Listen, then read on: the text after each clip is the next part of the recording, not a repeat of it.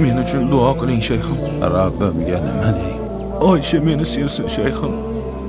Oysha seni sevishini juda xohlaysanmi? Juda. Ana ol. Tonggacha o'gir, zikr qil. Nima dey shayxim? Oysha deb sevganingni ismini ayt.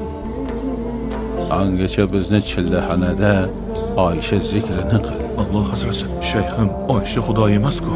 Shuni aytyapman o'g'lim. Tonggacha Oysha, Oysha deb zikr aytsang ham u seni eshitmaydi, ammo bu olovda, ichingdagi bu to'fonda bir bor Alloh desang u seni eshitadi. Zero insonlar faqatgina ovozingni, Alloh esa qalbingni eshitadi.